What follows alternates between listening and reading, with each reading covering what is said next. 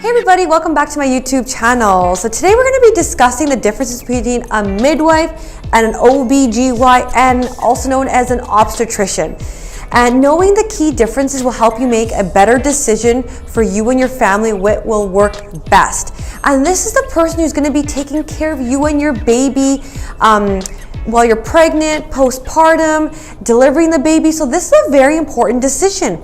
And knowing the differences will make that decision even easier, and it'll make life more enjoyable, more fun, because you'll be having an amazing time going to these appointments because you will know what you are in for. I will be doing a two-part series video on this one. And the first part is going to be discussing the differences between a midwife and an obstetrician within Canada. And the second video will be why I switched to a midwife. So this is the first part of the video. Number one, the key difference in my opinion is flexibility. And I had a toddler while I was pregnant, so he was still on one nap a day, and I really needed at times to switch appointments to accommodate his naps. You guys know how nap crazy and scheduling nuts I can be. So often had availability and the flexibility for me to do that. And if they didn't that day, they had an appointment the next day at a better time for myself. So I found that that was a really important part of the midwife group, because it allowed for me to come and go in a more easygoing manner for their appointments. And especially if you've got work or other kids or other obligations, having that flexibility might be nice for you.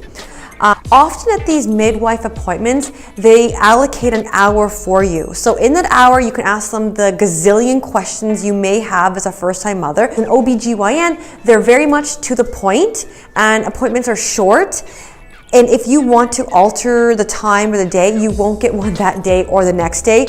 And I don't know if you'll get one the next week, because if I needed to change my obstetrician appointment, it would give me basically an appointment within the next 2 weeks. It might work for some people who like it short and sweet. You go to the appointment, you get the gist of it done, and you leave. Number two is that a midwife doesn't have surgery in her scope of practice. So say for some reason, you're planning a vaginal delivery, you're excited, you're there, but things change.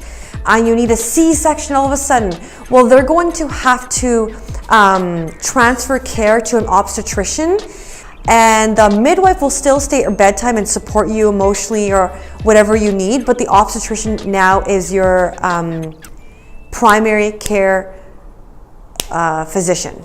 Another thing is, if your pregnancy has multiple complications and you turn to a high risk patient, the midwife may need to transfer your care depending on her judgment, whether it's out of her scope or not. And again, that will be transferring the care to the obstetrician. And if that's something that's okay with you, then that's completely fine. And you can, as long as you know if you go with a midwife, you may have your care transferred to an obstetrician depending on your situation. Number three is an important one for a lot of people. A midwife cannot prescribe in Canada an epidural. So say for example, you go in there and you wanted a natural birth, or things got complicated and you really want an epidural. Well, you won't get an epidural as fast as you may is if you had an obstetrician. And the reason I'm saying that is when you have a midwife, she has to transfer care. So that's a procedure, that's a process. The obstetrician has to come, know a little history about you, assess the situation, and then possibly based on that obstetrician, order an epidural. Whereas if you had the obstetrician, they would know you, know your situation, know your case, and they could order the epidural just like that. So number four, often at a midwife appointment, it's basically, how would you call it? It's like a shared dialogue conversation. So she'll often ask you what you're looking for in your delivery, in your pregnancy, what are some of your goals and expectations, and it's a back and forth conversation. It's very open-ended questions, and a lot of your input goes into how your care is and your delivery and the postpartum. So it's like a discussion amongst both of you. Whereas at an obstetrician appointment, it's a very, it's a very expert decision-making therapy. So it's not a lot of discussion or dialogue. For me, it was a lot of talking at me and asking questions and writing things down. It wasn't necessarily a back and forth reciprocating conversation, if that makes sense. And that may work for a lot of people. A lot of people may just have 20 minutes, they want to get back to work or whatever they want to do, and they really want the boom, bang, questions done, answered, and they want to get out. That is fine too, and that works well.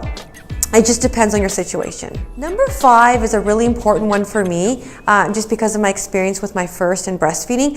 A midwife care does not end as soon as you deliver.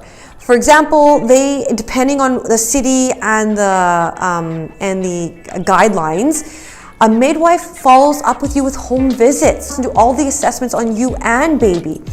And she will assist with breastfeeding if that's something you're interested in. So for me, this was amazing.